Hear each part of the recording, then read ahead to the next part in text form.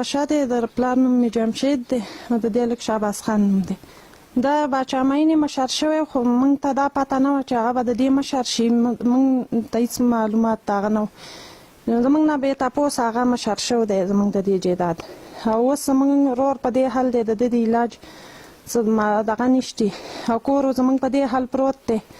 زموږ پکې واپس د تلو راتلو ځای نشتی، ناسته پاسته دا پکې زموږ دغه حل دی. هغه زما نه ګوته لګول، ما ورته ویلي چې ما له لږ ځای خرڅ کړه. هغه زما نه په 9.5 لکه روپۍ زما حصه ټوله خرڅه کړله، زما نه په دوکه ګوته لګېدل ده. دغه پته معلومات موږ ته نه و چې دا ټوله حصه به زما نه خرڅېږي.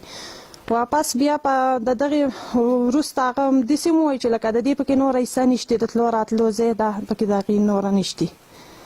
او زموږ کوردار څه په دې حال پراته دي. موږ کال پس راشو او ځای ځایګی زموږ صحیح نه دی. ناسته پاسته موږ د یو او د بل کاره د تره کاره کوو. اوس زموږ دی نه کوي. زموږ د ورور د علاج پیسې په موږ باندې کړلې. زموږ کور درېم څلورم کال دی دقه پروت دی. د دې واپس تپوس ته جوړولو د څه نشتي. زه راشم د خرچې د څه دغه زموږ نشتي.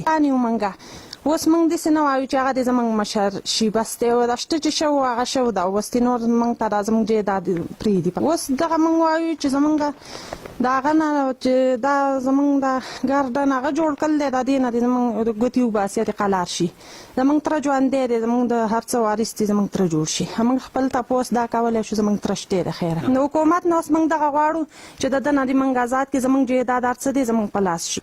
جی موږ د خپل د دې حکومت نه، د وزیر اعلی نه او د دې پی ټي آی دا کوم نظام او د تحریک انصاف نه موږ دا سوال کوو، دا لکه دوی ته مینت کوو، سوال کوو چې لکه د دې یتیم تپوس د حکومت په خپله وکړي. ولې دې حکومت ورله ګارډن ورکړی دی، نو اوس خو دې ورله تپوس هم وکړي که نه چې دا ګارډن د څه مقصد دپاره شوی دی. ده چې دا ګارډن جوړ کړلی، جي ده د دې لپاره جوړ کړلی چې زه به د ده جیداد خرڅوم، زه به خورم او هغه ته پکې هېڅ هم نه میلاویږي. دا 14مه میاشت 14 میاشتې وشوې، جي زه ورله روټۍ ورکوم، زه ورله چای ورکوم او زه ورله علاج کوم. لکه د ده د علاج پیسې په ده باندې بند شوي دي. دا 14مه میاشت ته زه ورله تیاره راوړم، زما سره خوري څکي، زه هم غریب یم، زما خو دونه وس نه راځي. او د علاج پیسې مې بند کړي دي. د ده چې کوم کاشکاریان دي لکه پټو کې چې کوم کسان ناست دي، کنډریان ورته موږ وایو، په هغوی د ده پیسې بند کړي وایي، دوایي له به پیسې نه ورکوئ او خرچې له به پیسې نه ورکوئ. نو موږ د موجوده حکومت والا ته سوال کوو، وزیر اعلی ته دې ته سوال کوو چې د دې یتیم مرګستیا وکړي او د ده تپوس وکړي. جی زه عرض لرمه چې ما شهباز خان چې دی دا زما کشر ورور دی او پلوشہ چې ده نو دا مې خور ده.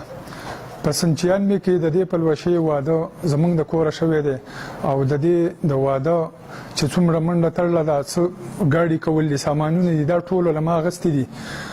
او اوس چې کله 2 کاله مخکې دې خپل پټی خرڅ کړی دی په خیرات محمد ناظم باندې، نو په دې کې د دې خاوند ګواه دی او د خاوند ماما یې ګواه دی پکې.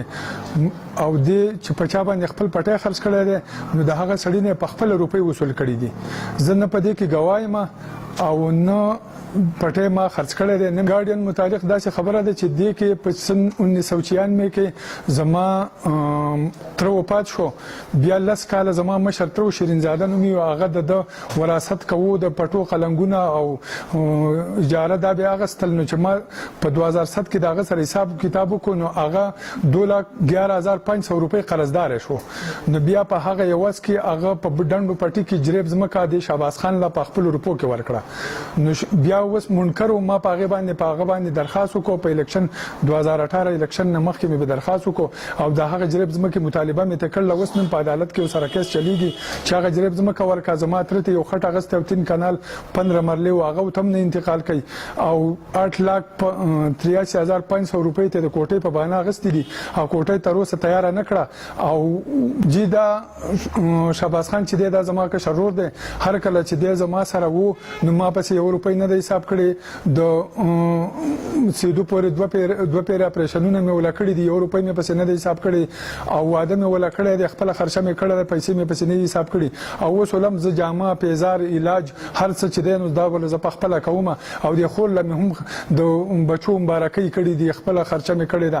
په دوی پسې ما 1 روپۍ نه دی حساب کړی. اصل خبره دا ده چې دا زما کشر ورور دی او کشره خور مې ده. په زما فرض جوړېږي چې زه د دوی خدمت وکړم او په 2 روپۍ ولګوم. که د پټي پټي اعتراض کوي نو پټي د په خپل انتقال کړی دی، خاوند په گواه دی او د خاوند ماما په گواه دی. زه پکې نه گوایم نه می بیان کړی.